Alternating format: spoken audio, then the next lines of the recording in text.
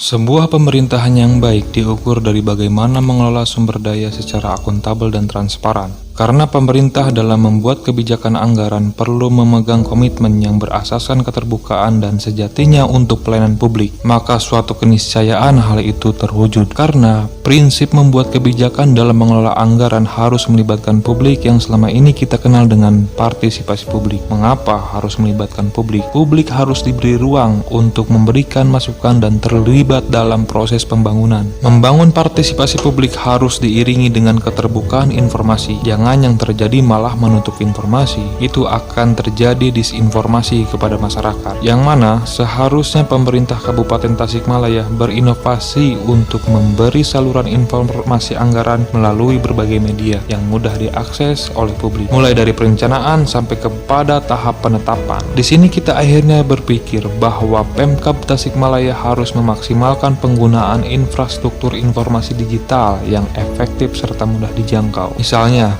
ketika pembahasan KUA PPAS, RAPBD, dan penetapan APBD, Pemkab Tasik melakukan live streaming sehingga siapapun bisa menyaksikan dan memberi masukan serta komentar, khususnya warga Kabupaten Tasikmalaya. Dan hasil pembahasan tersebut yang kemudian telah menjadi produk APBD, dokumennya dapat diakses oleh warga Kabupaten Tasikmalaya melalui website Pemkab Tasikmalaya. Seandainya jika pemerintah membuat kebijakan dan mengelola anggaran, kemudian publik tidak diberi kesempatan untuk diberi akses informasi apa yang terjadi, pengalokasian tidak tepat sasaran, bahkan rentan terhadap penyusupan anggaran-anggaran yang tidak jelas, sehingga itu disebut berpotensi sebagai ladang korupsi karena publik tidak bisa memantau. Menutup informasi termasuk merampas hak warga. Ini sebuah kejahatan di era reformasi karena tuntutan reformasi adalah menciptakan pemerintah yang bersih dari KKN. Reformasi merubah watak dari penguasa menjadi pelayan, mendahulukan peranan dari wewenang. Tahun 2020